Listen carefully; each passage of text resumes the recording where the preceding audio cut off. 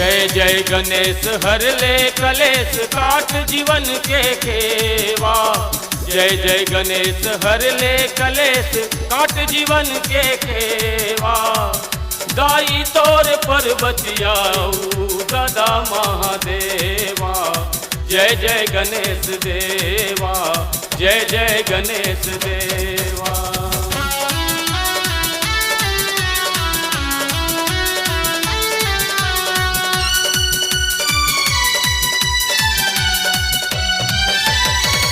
अंधरा लाखी देखस काया देखस कोढ़ीला। काया देखस कोढ़ीला, काया देखस कोढ़ीला। जन्म के निपुत्री प्रभु जी झुम झुम गावे लोरीला। झुम झुम गावे लोरीला, झुम झुम गावे लोरीला। मोरे अंधियार जीवन ला, मोरे अंधियार जीवन ला तू जगमग कर देवा। जय जय गणेश देवा। जय जय गणेश हर ले कलेश काट जीवन के खेवा। जय जय गणेश हर ले कलेश काट जीवन के खेवा।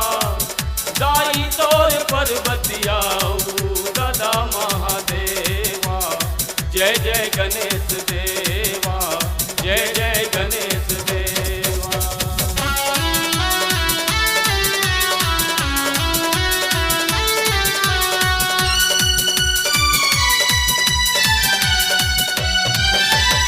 भादो चौथ अंजोरी नीलमल मूर्ति तोर बैठार के। मूर्ति तोर बैठार के, मूर्ति तोर बैठार के। मनौती मनाथे तोर तीर दुनिया हाथ पसार के। दुनिया हाथ पसार के, दुनिया हाथ पसार के। चरण माँ चढ़ाते जम्मो, चरण माँ चढ़ाते जम्मो लड्डू खीर कलेवा। जय जय गणेश देवा। जय जय गणेश हर ले कलेश काट जीवन के खेवा। जय जय गणेश हर ले कलेश काट जीवन के खेवा।